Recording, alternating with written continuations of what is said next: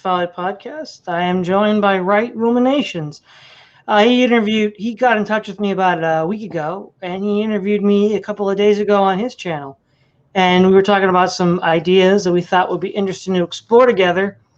And one of them is more broadly, which this series hopefully becomes a part of, is a discussion of the different schools of thought on the far right, on the dissident right, and the sort of blind spots they have, certain things they overlook and don't take into account into their analysis. And tonight's going to be about neoreaction.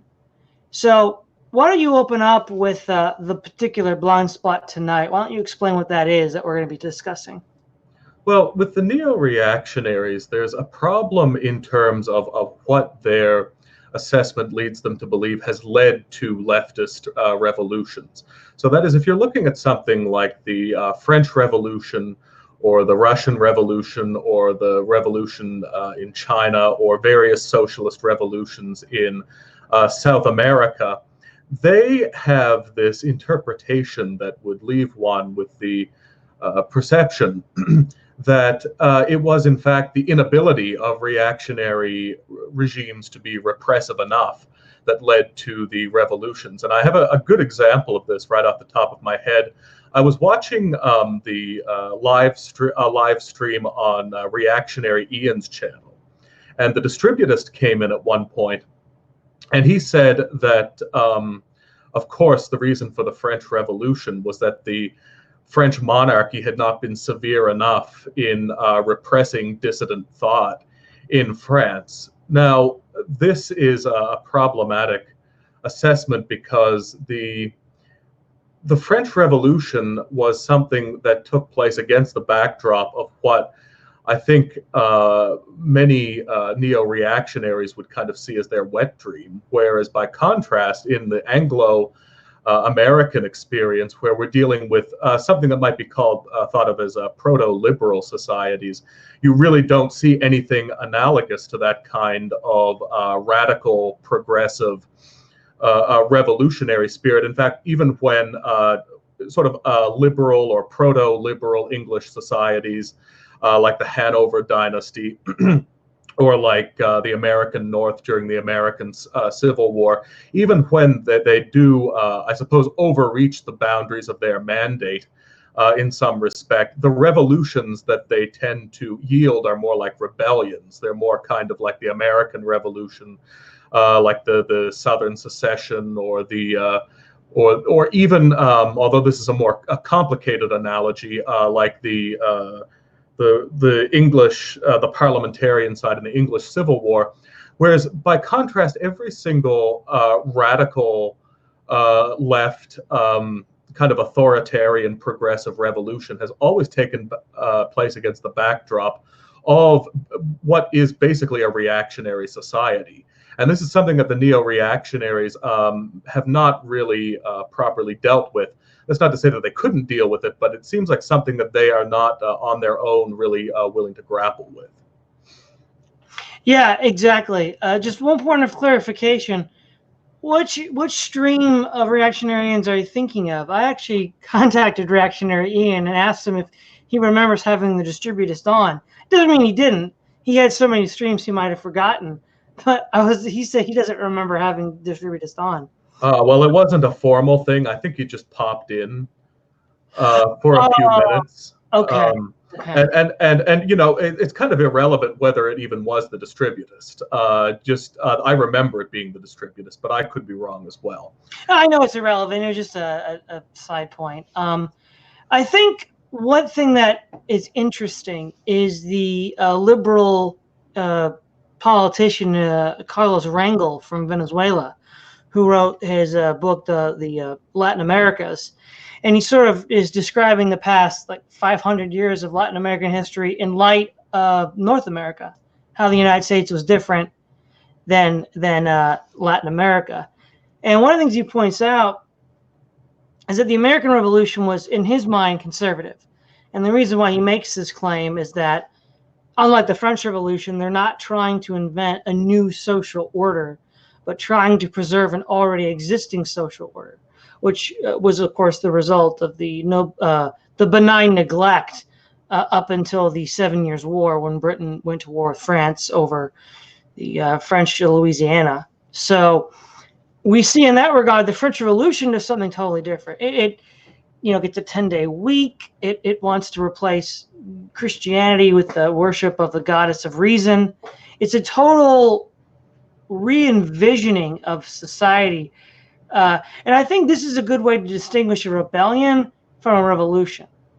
Something like the American Revolution, the Union during the Civil War, or even the Confederacy during the Civil War, and then the English Civil War, nobody is trying to get rid of Christianity in total, and replace it with a brand new system. It's an argument over, at least in the English Civil War, what is the true expression of Christianity. Christianity is a more secondary issue in the Revolution and the U.S. Civil War. Whereas a revolution is something where the entire order is scrapped, and we're going to start from scratch, year zero, as Pol Pot would say. What do you think about that as a good distinction between a rebellion and a revolution? Well, I think that it's a good start. I first that distinction first got drawn to my attention by some author at Chronicles. I can't remember who, but it sounds like the kind of thing Jim Calb might have said, that Englishmen don't have, or conservatives don't have revolutions, they have rebellions. Or maybe Englishmen don't have revolutions, they have rebellions. But I think that basically rebellions are meant to, I think, address one specific aspect of a problem, which is making the current circumstances intolerable.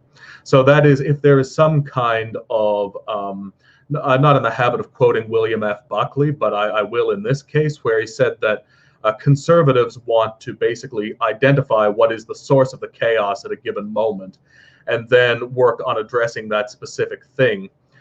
So it's I suppose rebellions in a certain sense are by nature liberal, as opposed to progressive, because they're trying to, I suppose, introduce some kind of reformation in a certain area, whereas I see a revolution as being aimed more at the replacement of society a whole scale, the kind of scrapping of the existing social order, and attempting not so much to solve a problem, but to actually impose a positive vision on society.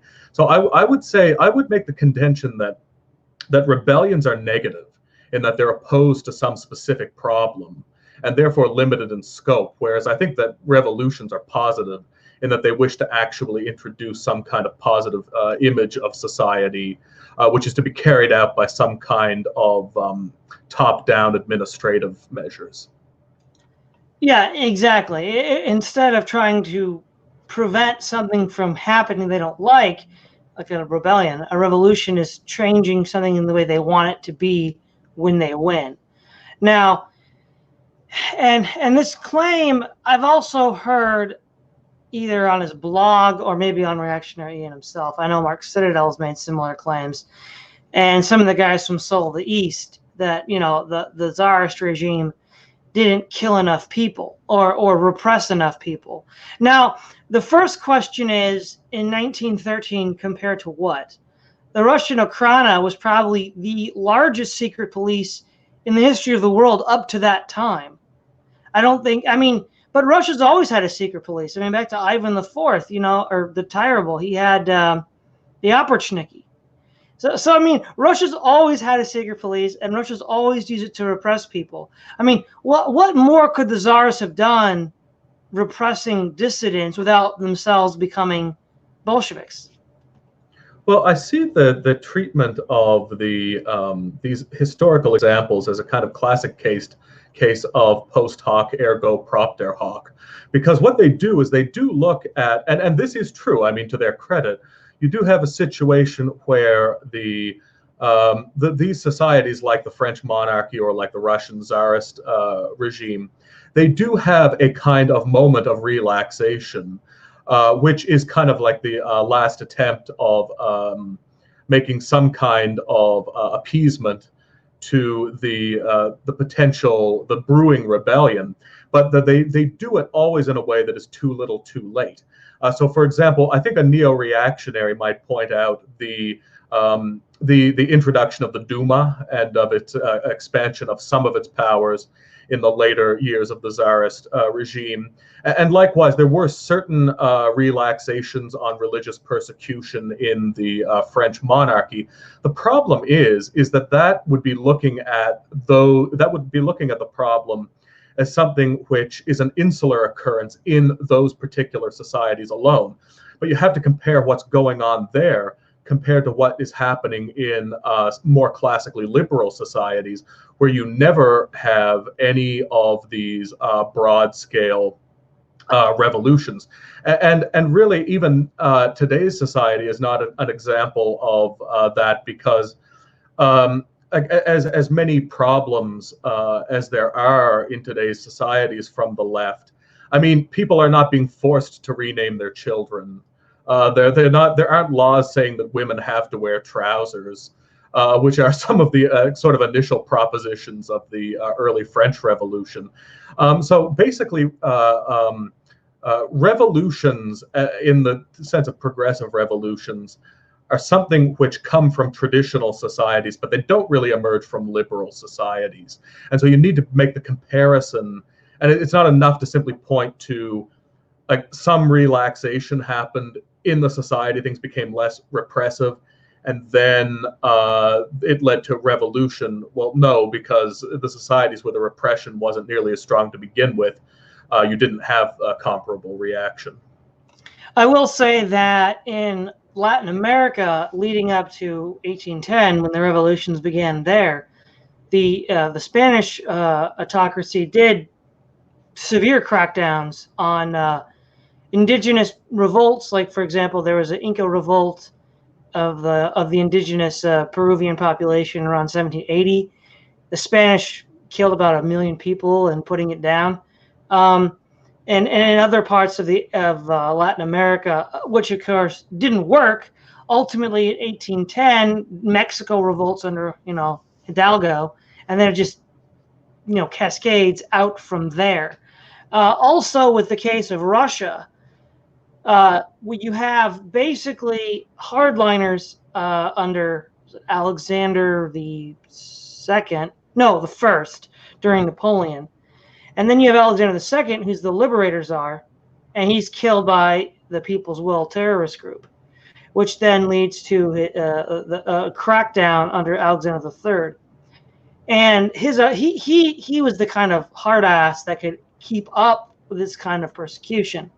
Nicholas, who on paper kept those ideas of repression, though but here's the ultimate problem, right? He had to give in, because royal authority wasn't strong enough to resist the will of the merchants, the bourgeoisie, and the boyards. And really, this is actually a sort of more fundamental question. Where do all these revolutions come from? Both the liberal revolutions, like in England and the United States, but then also the socialist revolutions in France, Latin America, and Russia.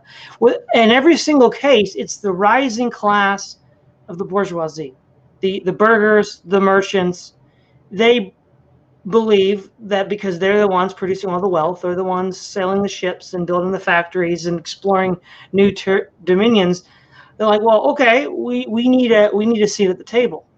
And historically, monarchs, especially absolutist monarchs, don't want to give an inch. Charles I doesn't want to give an inch. Louis the 17th, I think he was the Revolution, the French king, he didn't want to give an inch, and neither did Nicholas. And so ultimately, I think it's in part this unwillingness to recognize that you're no longer living in a feudal society. It's no longer just the nobles, the clergy, the peasants.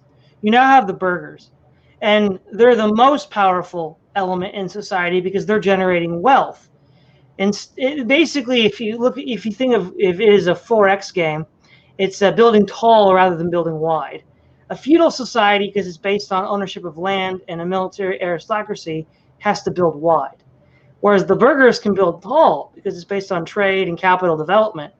And so they're able to, without necessarily having large territorial dominions to defend, are able to amass mass wealth, and wealth is equal to power. So these groups, it was fundamentally the inability for the monarchs to recognize the change in the status quo that the burghers brought with them, that I think was one of the key oversights they had. Well, I think that what you're identifying is correct, and it's basically put simply, it's that when people have other options available to them, a traditional society becomes no longer viable. So the question is then, are you going to, is it going to be replaced by liberalism, broadly speaking, or is it going to be replaced by progressive authoritarianism or even totalitarianism?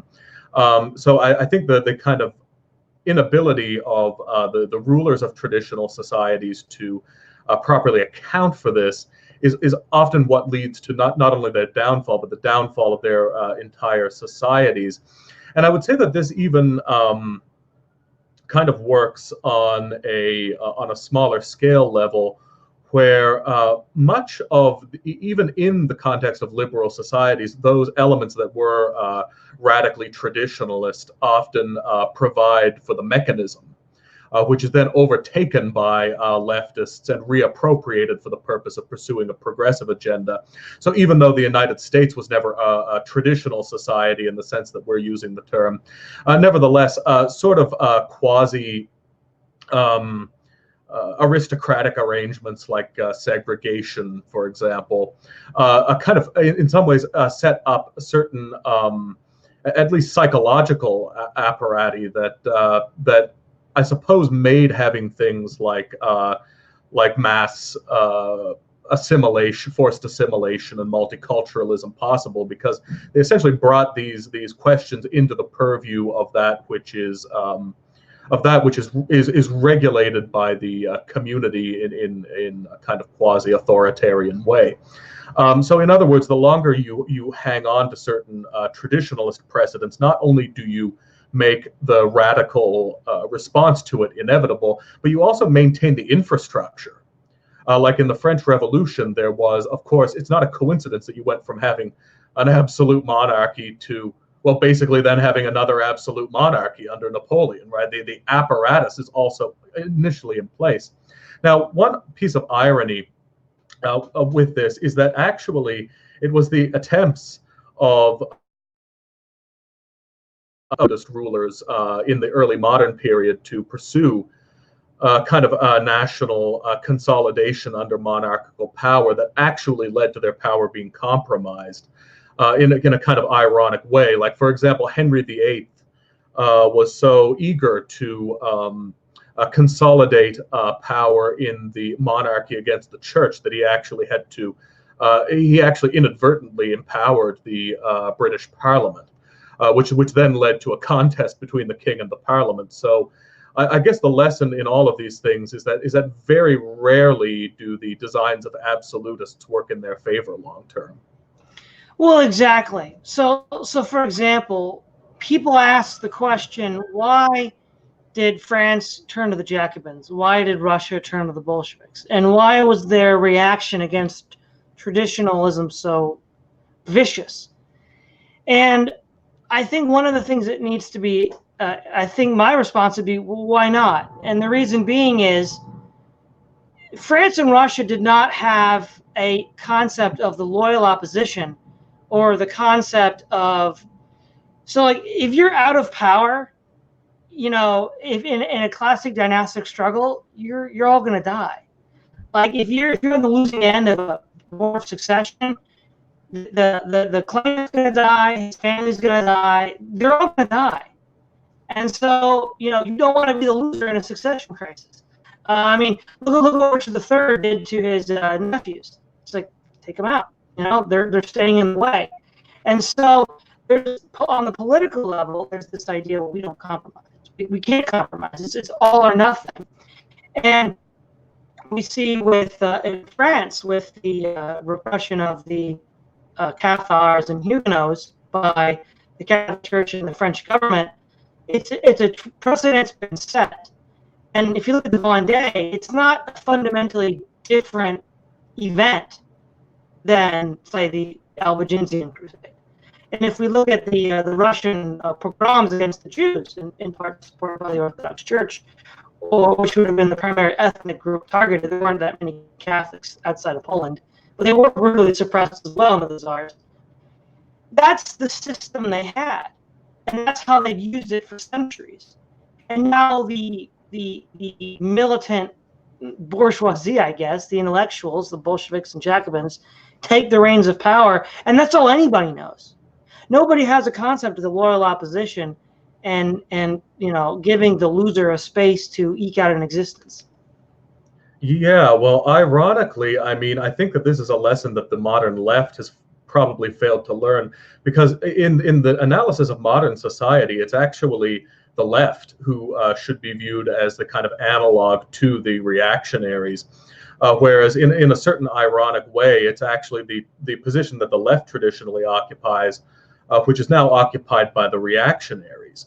And so I think this is one of the same thing that motivated Jacobin progressivism, or the Bolsheviks, or the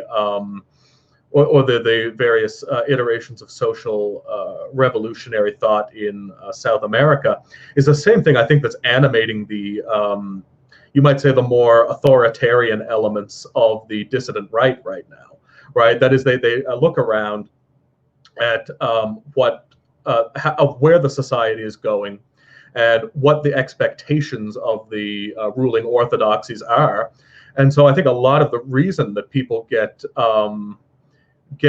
turned towards kind of ultra traditionalist ideas like those of Evola or Spengler, or even National Socialism, is because they're looking around at what they're living in, and they're thinking, well, I don't like the direction that this is going in. The left doesn't seem interested in compromising at all. So, when it gets to a certain point, there's the question of, well, there's got to be something better than this. So they look towards, I suppose pressure blinds people to the disadvantages of what their response will yield. And so in a weird kind of way, the left are actually today's reactionaries. And I think looking back on it, if the left is ever out of power, ironically, they will look back on it the same way as the neo-reactionaries look back on the past. And what they'll look and they'll say, well, look, this all started with Donald Trump and Sargon of Akkad, so we let those people off, and look what it led to. It led to fascism and National Socialism. When in reality, if those ideologies ever would be revived, it would be precisely because the left had no toleration for kind of moderate populist responses. But they would look back on the current situation and say, well, it was populism that led to fascism, when, in reality, the reason a lot of people are kind of on the fringe, are looking towards things like fascism, is because they see no real possibility of negotiation with the current order of things. And I think that that's exactly what the revolutionaries in Russia and France also experienced, albeit in a manner more severe than what anyone is experiencing today. Oh yeah, and we don't even have to speculate about this. Tankies, the sort of internet slang for Soviet apologists online, they make exactly that claim. The Soviets just didn't kill enough people. I don't know how you kill more people than Stalin. I mean, if you want to have a desert and just claim it's a socialist desert, okay, maybe, but there's nobody there anymore, so it's not really a nation. Now, the idea of having a way here's, I think, the mistake that the reactionaries make, and that also by extension the sort of progressive reaction to them, is that if it's winner take all, and it's, think of like Game of Thrones, right? Everybody will do whatever it takes to get the Iron Throne. Well, the only way to stop it is to get rid of the Iron Throne, because if you're playing for that much power, what won't you do? A sort of Republican or Democratic government says, okay, you can hold this position, but it's really not that important, and you can't keep it. So people are a lot less inclined to go all Mad Max on you to keep that position. And I don't think it's necessarily related to liberalism. For example, the Roman Republic or the Athenian democracy, neither of which could be considered liberal by our standards, understood the importance of allowing a sort of revolving door of maybe not factions, but parties or individuals that represented different interests within the state to take turns holding office. And it was a perfect no, but it led to you didn't see, for example, like in the Roman Republic until near the end when it broke down to reasons primarily related to the disenfranchising of the yeoman farmers and to civil war. From like 500 to 150, there's no civil wars. That's a 350-year period of at least internal peace, even if the Republic is conquering the rest of the known world. Athens isn't defeated from internal revolution. It's defeated because Sparta gets subsidies from Persia. So again, we see this level of stability by allowing these other groups, because at the end of the day, you can't kill all your opposition. You can't. Unless it's a very tiny, small minority group like, say, Cathars. Cathars have no external support. They're a very tiny group. You wipe them out, you're done.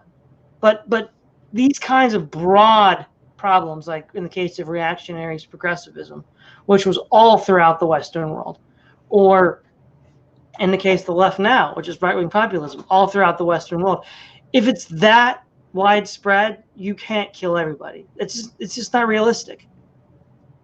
Right. Well, I mean, I would say that the reason that the older governments that you're mentioning, like the Roman Republic or the Athenian democracy, are not liberal is largely because they predate anything like the comprehensive liberal philosophy as an actual worldview, right? As pre-Enlightenment societies.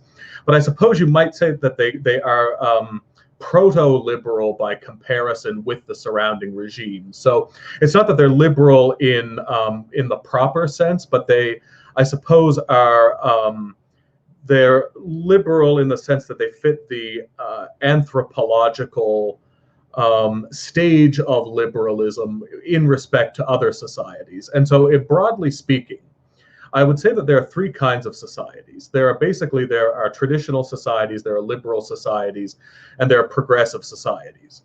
And basically, the problem, there are problems with all three of these kinds of societies, but something I like to use is what I call the crocodile analogy. And that's like, let's say you have a man on a boat and he needs to cross crocodile-infested waters.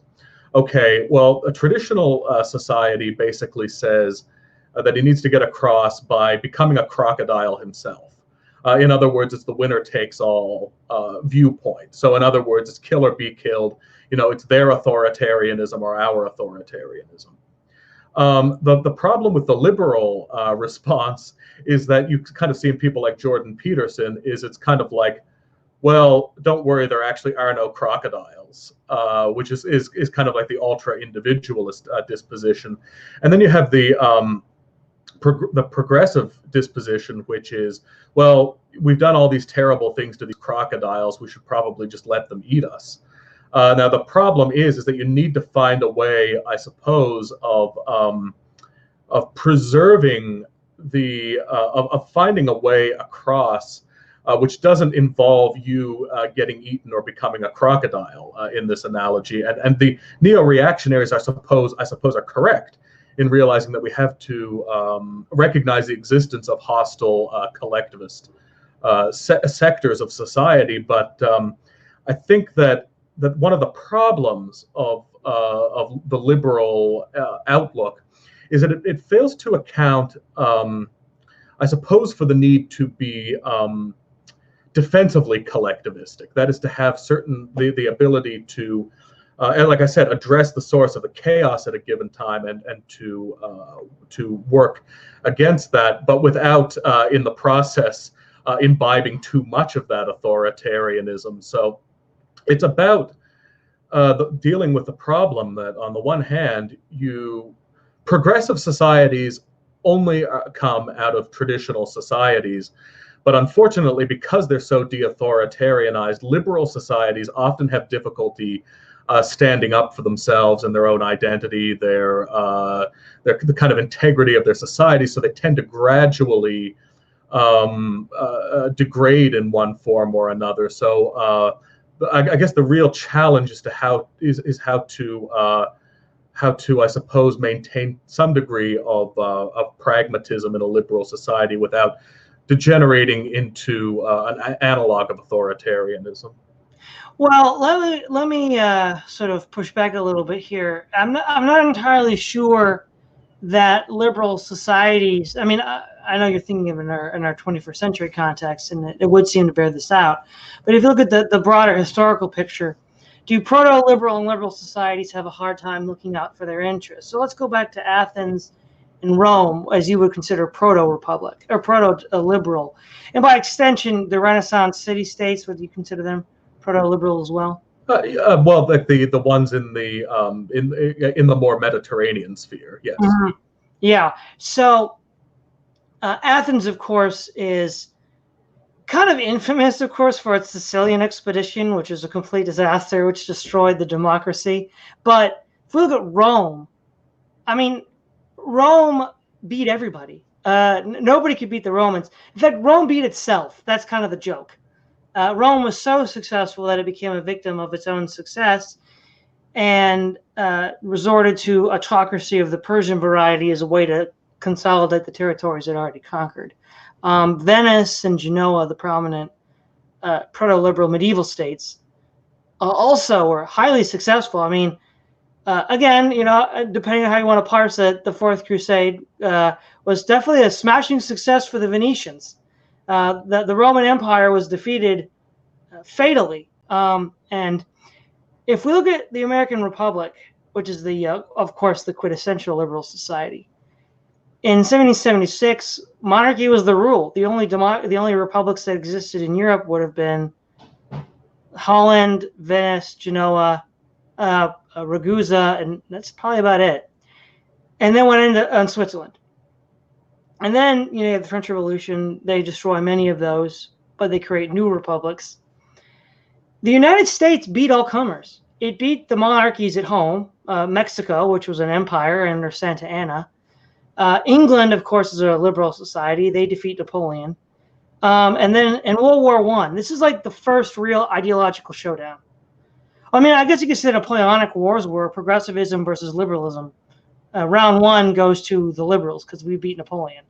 And then round two is liberalism versus monarchy, reaction. Though, you see, I'm not entirely, well, actually, I'm going to rephrase that. I don't think you can consider Germany reactionary, given that, of course, the German unification was itself the result of liberal nationalism, which is a result of the French Revolution. And the Kaiser's Germany has some of the most progressive reforms. But again, the standard rhetorical argument is that they were reactionary. So if we don't dig too deep, we'll just run with that for a moment. Austria-Hungary, Turkey, and Germany fail in the war of attrition against France, the United States, and the UK. Russia collapses because they can't maintain the attrition race. And then World War II is fascism versus liberalism and socialism. And the socialism and liberalism wins. And then liberalism beats the Soviet Union. I don't think the problem is that liberalism doesn't know how to defend itself. It's that when it doesn't have an enemy to fight, it doesn't know what to do. Right. Now, I see where you're coming from. I mean, my thought on this would be that since there are no real pure societies, I suppose that insofar as liberal societies, in contrast to the 20th century liberal societies, have been able, or proto-liberal societies have been able to, I suppose, maintain internal, you might say, integrity in the face of the external threats or internal threats, has been in proportion to the degree that it's been able to incorporate certain aspects of what by today's standards would be considered residual aspects of reaction.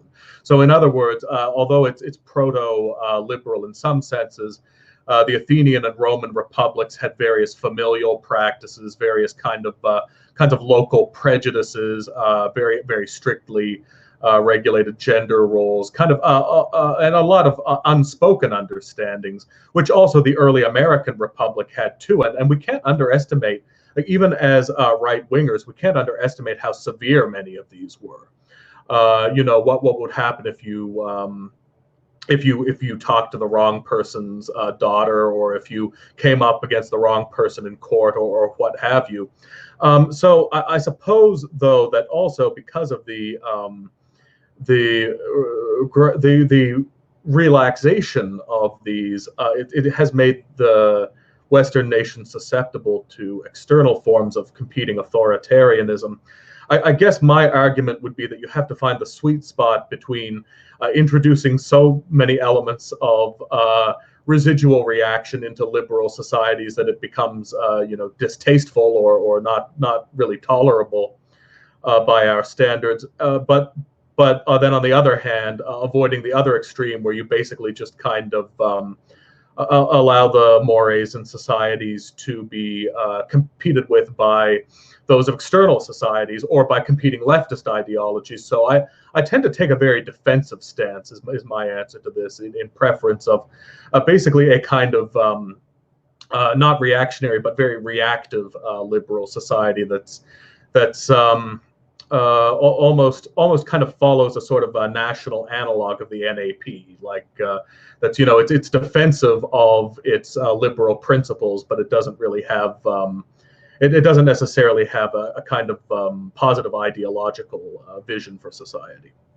And to be honest, the early American Republic, at least on the international stage, sort of had that view. With John Quincy Adams said, "We don't go around seeking dragons to destroy," and so in a lot of ways, I think the Roman Republic and the American Republic and their slide into authoritarianism is sort of the result of not having anybody left to fight. It's like they don't know what to do with themselves once all their opponents are defeated. And they kind of now, granted, they didn't have a progressive left-wing flavor to theirs like ours does. But what I do think is that once they ran out of credible threats, it just kind of fell in on itself, where it's like, well, now who do we fight? Well, we fight each other. And of course, that then leads to the demise of the Commonwealth. I think one interesting aspect to consider for why classically reactionary, classically trad states are where all the socialist Jacobin revolutionaries come from is literacy. Literacy rates are historically very low in those countries. In 1900, according to Carlos, only 10% of the population of Latin America could read. And I guarantee it's going to be the nobility and the clergy. And outside of that, nobody can read.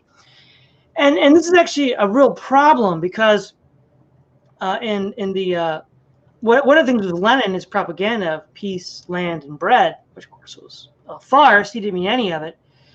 The peasants were so ignorant, so uneducated, they couldn't really think through what was being said. So in the propaganda war between the whites and the reds, the whites sounded vaguely like the Tsar in the old order, which they didn't really like. They liked the land reforms of the February Revolution, where you had the more moderate liberal Kerensky who had some moderate. They liked that, and they were afraid the whites might revoke it. Whether that was a correct assessment or not is technically irrelevant. That's what they perceived the whites as doing. And Lenin was saying all the right things, but they were so ignorant and so childish, they didn't figure that out. That was just a lie, it was a ploy. Whereas in the West, England, United States, Holland, Scandinavia, literacy rates were the highest in the world, per any other nation you could compare it to. And I think in part an informed and educated citizenry is a precondition for avoiding this progressive trap, this progressive revolutionary trap. Because if you have an informed, educated citizenry, they tend to look beyond the sloganeering of a Lenin to the what's really behind it. And they'll see that it's a farce. Now, I know what the reactionaries are going to say. We'll see, what about today? Well, we don't have an informed citizenry today. Even back in the 1950s, there was the book Johnny Can't Read. The literacy standards of Americans were slipping, 70 years ago. I remember when I was in college, I read this disturbing statistic, this is like 10 years ago, that of all the American population that actually read text on a weekly basis, it was like 10%. And of that 10%, half were reading things like comic books, mangas, and video game stuff. So I'm like, this is not an informed citizenry. So I don't think that objection would be understanding the nuances of our current condition. Well, I don't know if I would actually even concede that point to the neo-reactionaries, because I would say that's presuming that they know how the current situation is going to end.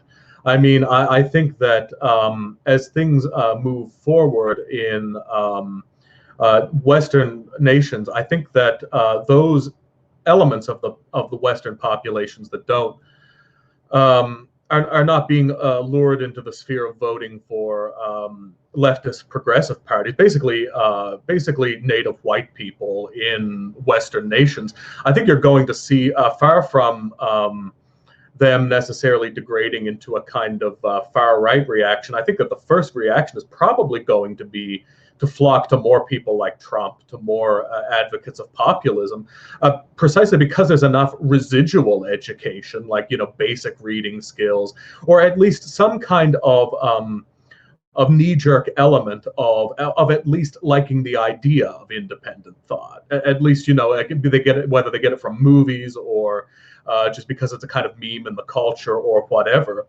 I really do think that that probably, given the experiences, given the like the kind of availability of information that the internet provides with people, things of that nature, my prediction really is that at least Western societies, I think, are probably going to try rebellion before they try revolution. Probably. Now, I think one corollary to all this, and I think this is the really big blind spot of much of the neo-reactionary analysis, is why are the progressives so successful? I mean, none of us like that fact. We don't like to admit it, but we have to, because what are they doing right? What do they understand about acquiring power and holding it that we don't? And how can we prevent them from doing it? One of the problems I see with reactionaries is that reactionary states tend to rely upon the loyalty of only one institution, the military. Secondarily, maybe the church, but that depends. It's not always a given. It's primarily the military. And we see this most clearly in Russia, right? Because once the military ceased to be loyal to the Tsar, he had to abdicate. And once the army stopped being loyal to the Soviet Union, it collapsed. It only has one authority to rely on, whereas in a proto-liberal or liberal society, you can rely on the support of many different factors. So, for example, Machiavelli in Florence gives an account of how Cosimo de' Medici was kicked out in a rebellion, but he had so much mass support that after he escaped, the people who ruled couldn't rule because it was impossible for this clique or cabal to rule against the wishes of all the people. And so eventually they invited him back in, and he booted them out. And so we see that even in his absence, there was still support for Cosimo. And so whereas in a reactionary state, once they lose control of the army, it's over. Like there's no coming back. That was the only pillar they had. The peasants, even if the reactionaries could count on their loyalty, won't arm them and train them as soldiers. The left will, like Lenin and Trotsky, Robespierre, and the Jacobins. They will create large hordes of peasant armies. But the reactionaries tend to avoid that because of class ideology. Oh, you can't fight with the plebs. These are the plebs. They're not part of the noble aristocracy warrior caste. And so there's this sort of knee-jerk reaction to doing that. And they also fear, correctly, that in arming the people, they'll undermine their entire power structure. So, for example, in the 100 Years' War, the French could have emulated the English with the longbow, but because of how effective it was at killing the French knights, as they learned at Agincourt and Crécy, they're like, do we really want to give the French peasants the ability to overthrow the monarchy? Probably not a good idea. So they decided not to do that. So I think the very ideology itself bakes into the cake the kind of reticence to take certain tactical options or strategic options that they would need to beat the progressives. Yeah, I think that there also probably is something to the Hoppian argument against democracy, at least in its pure form, which is an argument I think that the neo-reactionaries fully share, at least a lot of them, which is that basically in a kind of a sort of propaganda society where the orthodoxy is identification of the people with the government, people become much more hesitant to rise against the government. So you do have that drawback in societies which are, I guess, would seem to fetishize democracy, in that they do tend to, the people, and you really see this even pour into communist societies, where there is this still sort of a residual rhetoric of democracy, where there's this idea of, the government is us, which of course it isn't. But then on the other hand, I would say that one advantage of a society ruled by what Moldbug called the cathedral, that is this idea of all these different institutions, and they all kind of gang up on the people, and so it's not simply a contest between different competing royal houses or something, but this kind of more overbearing power structure.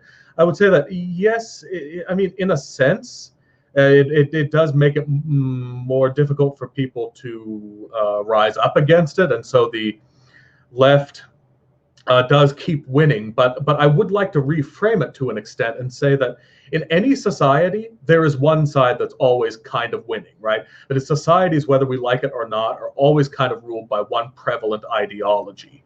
And if you divide it regionally, that just means that those different regions are controlled by different ideologies, like, say, the Republicans and the Democrats. Now, what I would say is that, well, yes, progressivism happens to be in charge in modern societies, but it's not really totally in charge the way ideologies in other societies are. Like, let me give you this comparison.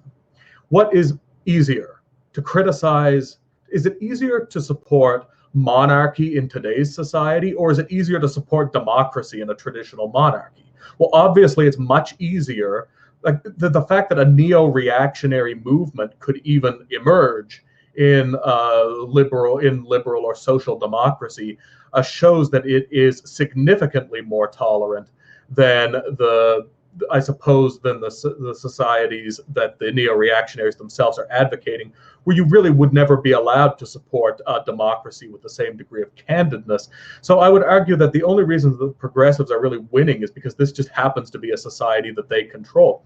But they control it to a much less complete extent compared to the kind of power that ideologies in previous societies have wielded. Yeah, exactly. One of the things, now these are not traditionally reactionary groups, but if you look at the history of the 20th century, whether it's with England or later the United States, the fascist and later the communist regimes were like, well, the liberal democracies are degenerate, they're weak, they don't have the martial spirit, let's say from the fascist Nazi perspective, or they don't have the organizational collective spirit that, say, the Soviet Union would have wanted. And it's just these degenerate materialists. Now, I mean, obviously, by today's standards, they were not degenerate back in the 40s, but today we are. But the point is, though, why are all of these authoritarian regimes wrong in predicting the death of liberalism? Liberalism keeps on winning. And given that we've made this distinction between liberalism and progressivism, up until recently, liberalism has been beating progressivism. It beat the French Revolution, it beat the Russian Revolution. So, and then technically, the final chapter of this struggle between liberalism and progressivism in the United States isn't over.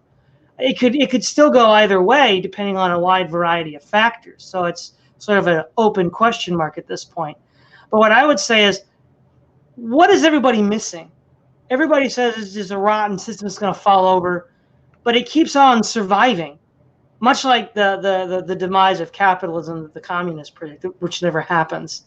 And there is this sort of intimate connection between capitalism and proto-liberal and liberal societies. So what are some of your maybe thoughts on that? Well, I mean, I really think that I agree. I think we can't emphasize enough that it's not just the past that exists, but the future also exists. And it seems like often when people talk, they almost make it sound as if the past is all that exists, but it's not like the current struggle is over. And what I would say is that in respect to the battle of progressivism with liberalism, loosely defined, I would say that, I mean, the whole social justice scene, right? There were always prototypical elements of it there. They've been there, like since the abolitionist movement, basically. But in its current form, right, I'm sure you kind of experienced this moment where maybe about 4 years ago, it was like the culture suddenly started to change very quickly. Like you started to get Black Lives Matter, and you started to hear about all of these sex misconduct codes on campuses. And it's just kind of like, well, wait a minute. A minute ago, everyone was kind of like just these sort of hipster progressive people, and now they're these like crazed maniacs. Where did that come from? But the fact is that as soon as that really happened, you got Trump, right? And you got Brexit, and really it wasn't. And I'm not vouching for these people as necessarily being kind of true to what they said, but I mean, that's kind of the first iteration of the response, really. I mean, it's a little okay. I remember I was listening to Millennial Woes hangout, and I actually really enjoy Millennial Woes channel, but I was getting kind of irritated because I was listening to, or maybe not irritated, but I was kind of baffled. I was listening to their hangout after Marine Le Pen lost the presidential election in France. And this is right on the heels of Brexit and Trump. And they were saying, well, this just goes to show that democracy doesn't work because Marine Le Pen lost. And it's like, could you possibly have more confirmation bias than that? I mean, the reaction has only been going on for about 3 or 4 years. As far as I'm considering it, it's not like it's not like it's burned out. It's not like it's de-intensified. It's just that, they're still politicians, so they're not going to win all the time, and they're not going to be perfect once they get into power. But it seems to me as if when the progressives really start to flex their muscles, that the reaction can be pretty quick from the liberal side. Oh, exactly.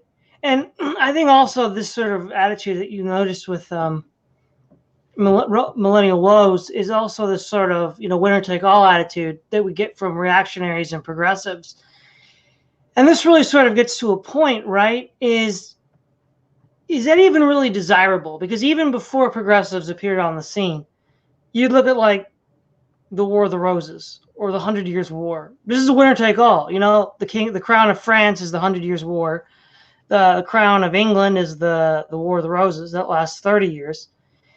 This is the kind of conflict that develops around a winner-take-all battle royale, which is pretty horrifying when you think about it. Whereas, as bad as the past 20 years of American politics have been, could we imagine if Game of Thrones style, we had the Kennedys, the Bushes, and the Clintons all leading armies to fight for the crown of the United States? That'd be horrifying. I mean, the War of the Roses, about 100,000 people died in a population of maybe 4 million. To put that in perspective, the United States had a population of total North and South combined of about 35 million in the American Civil War, and we lost 600,000 to 700,000 men. So that's a huge portion of their population they lost in the War of the Roses, and that's not counting, of course, Englishmen that died in the 100 Years' War, or even previous succession crises, like, for example, Stephen and Matilda, the anarchy from 1132 to 1152. And that was just normal. These like 20, 30-year periods where everything just breaks down totally. There's no government at all, just roving bands of warlords clinging to acting in the name of the government. And yeah, I mean, Clinton sucked, Obama sucked, but I mean, let's have a little bit of perspective here. Well, yeah, I mean, I'm against all forms of censorship, but at the same time, I mean, we are in a situation where someone gets banned from Patreon, and it spawns a movement almost. I mean, whereas in traditional societies, I mean, there was no such thing as freedom of expression. It was simply, you agree with the orthodoxies of the society. And even the people who were dissidents in those societies just kind of took it for granted. They didn't even really seem to complain that much about censorship. They were just like, well, I guess it's just time to go to war with the society, because they had no medium of actually discussing differences. I mean, and also I think it's worth making mention of one counter argument that the reactionaries will make, is that they'll bring up Aidan Paladin's concept of slow boiling the frog. If you try to boil a frog for culinary reasons all at once, the frog will just jump out of the pot. But if you slowly heat the pot, then you'll be able to boil the frog. Now, the problem with that is that traditionally there's no need to slow boil the frog. Sadly enough, you can basically take like Southern segregationists and turn them into multiculturalists seemingly overnight. It can be baffling. You can take like hippies and turn them into Reagan Republicans. I mean, people, the speed with which people kind of assimilate to the prevailing ideologies is truly scary at times. But so I think the fact that really today's advances on the part of social justice have spawned reactions like the alt-right, like populism, like neoreaction, certain intensified amounts of intensified support for libertarianism, like the Ron Paul movement. I mean, I see this as fairly robust for the beginning of a response to what is a comparably tolerable prevailing ideology. So I don't really see why it's a doomed project, that there's nothing salvageable from the current situation. I don't really see the evidence for that. Yeah, I think from my point of view, the aspect of neoreaction that to me leaves it as sort of lacking. It's like, why would I even want to consider this? Is this particular problem has never really been addressed, not with the historic writers like, say, someone like a de Maistre or an Evola. I mean, to my knowledge, they never wrote about, well, what did King Louis XVII do wrong? Or now, of course, the Russian Revolution was a century after de Maistre. So Evola never wrote down, well, what did Nicky do wrong? I mean, so, it's like, okay, if we do what you want, how are we just not rewinding the movie? I mean, it doesn't have to be that way, but I don't see any indication that it would be otherwise. Right.